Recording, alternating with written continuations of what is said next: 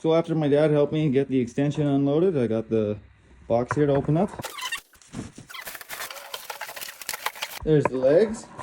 So there's what mine came with. It came with the base, the leg, came with the tube, came with the magnetic remote on and off switch, which I have to do more electrical work, you see. I don't know what this is. Okay, I don't know what that is. It came with 6 little hex bolts, 4 really big hex bolts. These 2 pieces are for the feet. They're to level it. Should be an indent. There it is. An indent in there. And here has a little, this has a little, I don't know how to describe it. It's got something that goes in the indent. So on our leveling pad, there is a little dimple right here. And this grub screw is recessed into the white foot. It has to be protruding so we can line it up.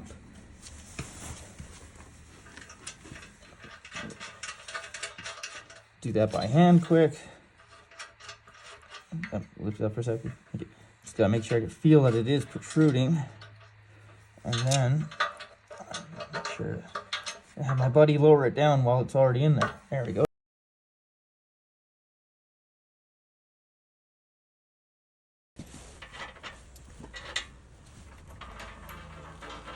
So Oneway supplies you with 6 smaller bolts and 4 larger bolts for constructing this leg with.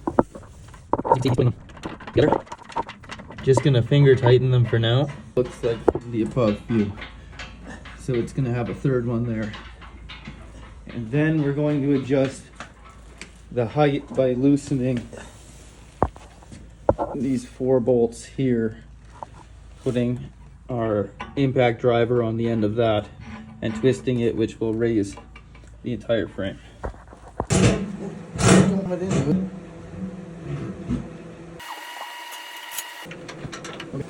There it goes.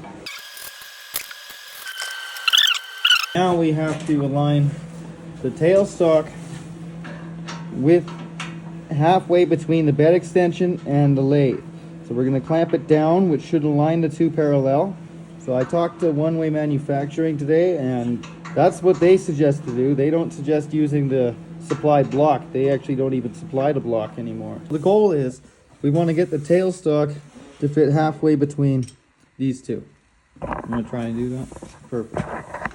So we've been pissing around for the last hour, maybe 2 hours, trying to raise and lower this side, level it slightly, raising that side, and then raising the middle of the lathe as well, because we don't want it to buckle like this. We want it to be nice and flat and flush across the rails.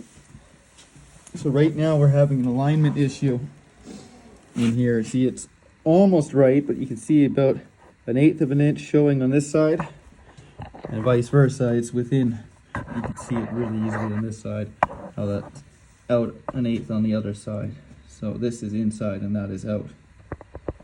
So we're just trying to raise the middle, raise the end. We've got a block of wood in here that we carved out and a lever to try and raise and lower it in there without damaging it. So you can see that moving. And we're just going to do that until we can get it on, and we'll follow up there. So we spent the last while trying to make sure that this gap that stretches across and around the other side and back up is the same distance, while slowly inching the extension closer to it. We eventually got the tailstock right over top of between the 2, where I'm now going to tighten it up very tight, tighter than I ever tighten it usually. See, it's past its 90-degree mark. I never do that. That's just to ensure everything's nice and square in there.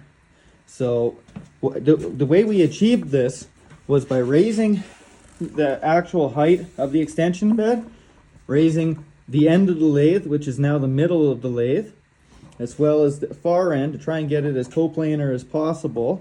And since my shop floor is downhill towards the door, we had to actually raise this pin on this last foot, which is surprising. We didn't have to do this one, and you would have thought that we'd have done the other one. But apparently raising this one made it come in alignment better. So what we're going to do is snug these up as tight as we can. And as we do that, we are going to raise and lower the ends of the tables, and that 1 foot will probably have to get adjusted so that everything's all the same and even, because we don't want it to be off center between the spindles here. That's the idea, is that those nuts and bolts are going to pull everything in alignment. So after adjusting it, we've got it so this slides fairly smooth, but as you can see, it's still making a bit of a click. There's a rubbing on there somewhere. If you twist it the right way, it doesn't click. See if we can twist it the right way here. So there's obviously a misalignment somewhere in there. It's not too big. You can probably turn stuff like that, but I want it to be perfect. We want it to be no flaws. So I'm gonna keep fiddling around with what I think would be those back leveling screws, from judging by how it's misaligned. I'll get back to you. Well, since I'm a perfectionist, that took me almost all day to get that lined up as good as possible. I even went ahead and tried to level it. I didn't level it with the adjusting screws on the feet. I leveled it by loosening these screws, these bolts. They have a bit of play. You can wobble the whole lathe back and forth, which I used to my advantage. I just twisted it this way. And that's also what I had to do. I kind of had to tighten up this half and leave that half loose to get the alignment in here. So I'll show you now how good I got that alignment. Again, it's not perfect. And it might have changed since I did a last minute adjustment on these feet. So you're gonna see this for the first time, just like I am.